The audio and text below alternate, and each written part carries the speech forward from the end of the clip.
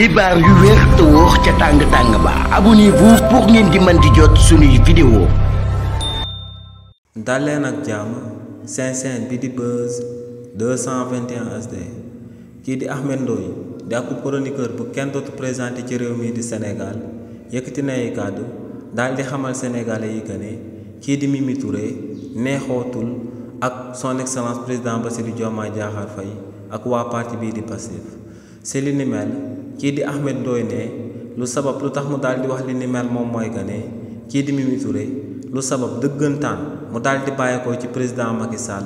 moom mooy lim ko meree woon te ne loolee moom moo sababoon kookee di Mimi Touré bàyyeekoo woon ci parti bii di APR demoon daal di fekk ji waa Pastef te ne loolee moom moo sabab kookee di Mimi Touré ginnaaw bañ ko fi tabee haut représentant du chef de l'État ci réewu Sénégal ginnaaw bu président Macky Sall génne woon ci saa si moom moo doon ki nga xam ne moo nekkoon akub responsable bokkoon ci gouvernement bi nga xam ne moom moo ko doon njëkk a tontu waaye nee nag ñetti mbir daal dinay firndeel que ne kii di Mimi Touré léegi neexootul ak waa Pastef te moom mooy que ne kii di président Macky Sall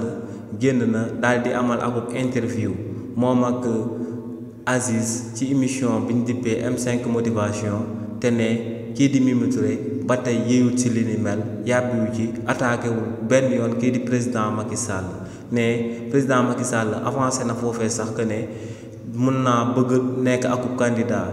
ci ONU waaye ne ba tey kii di Mimi Touré yéeyut ci li ni mel yàbbiwu ci waaye tamit ne kii di Mimi Touré tamit ginnaaw bu Mansour Faye amale woon akub sortie médiatique ci saa si ne moom ci wàllu boppam moom moo doon njëkk daal di amul akub tweet daal di koy tontu waaye ne jàpp nañ fi Mansour Faye tëj ko ci kaso bi ba may ko akub liberté provisoire waaye ne dégguñ benn yoon kii di Mimi Touré daal di yéey wala mu daal di yàbbi jëmale ko ci coowal Mansour Faye bi ñee tamit ba tey ñoo ngi daal di tudd akub scandale jëmale ko ci kii di Amadou Sall di doomu président Macky Sall waaye ne ba gannaaw suba dégguñ benn yoon kii di Mimi Touré daal di yéey wala mu daal di yàbbi jëmale ko si li ni mel te ne kii di Mimi Touré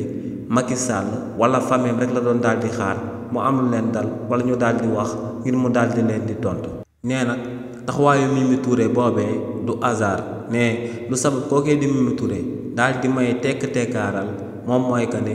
déggootuwul moom ak son excellence président Bassirou Diomaye Diakhar Faye déggootul tamit ak waa parti bii di Pastef. xibaar yu wér te wóor ca tàng ba abonnez-vous pour ngeen di mën di jot suñuy vidéo.